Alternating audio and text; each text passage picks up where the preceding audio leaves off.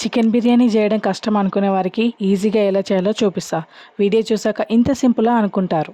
దాల్చిన చెక్క, లవంగాలు, యాలకులు, కారం, ఉప్పు, పసుపు, ధనియాల పొడి, బిర్యానీ మసాలా, కొత్తిమీర, పుదీనా, ఆయిల్ వేసుకొని కలుపుకోవాలి. ముందుగా ఫ్రై చేసుకున్న ఫ్రైడ్ ఆనియన్స్, ఫుడ్ కలర్, పెరుగు వేసుకొని కలుపుకొని 1 అవర్ పాటు ఫ్రిడ్జ్లో పెట్టుకోవాలి. ఇక్కడ మేము పెరుగు డైరెక్ట్గా వేసుకున్నాం. మీరైతే మంచిగా మిక్స్ చేసుకొని చేసుకోండి.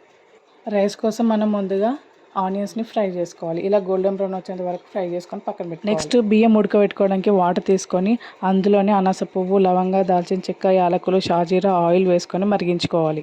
ఆ తర్వాత రైస్ వేసుకొని 70 to 80% కుక్ అయ్యే వరకు ఉంచుకోవాలి. నెక్స్ట్ ముందుగా మ్యారినేట్ చేసుకున్న చికెన్లో లేయర్ బై లేయర్ రైస్, పుదీనా, కొత్తిమీర, ఫ్రైడ్ ఆనియన్స్ వేసుకోవాలి. ఫైనలీ ఫ్రైడ్ ఆనియన్స్, పుదీనా, కొత్తిమీర, ఫుడ్ కలర్, నెయ్యి వేసుకోవాలి. కాలిపోకుండా బొగాన్ చుట్టూ ఏదైనా గట్టిగా పిండియో బట్టనో కట్టుకోవాలి. కాలిపోకుండా పైన బరువు ఏదైనా పెట్టుకొని 30 minutes పాటు మీడియం ఫ్లేమ్లో ఉడికించుకోవాలి. అంతే.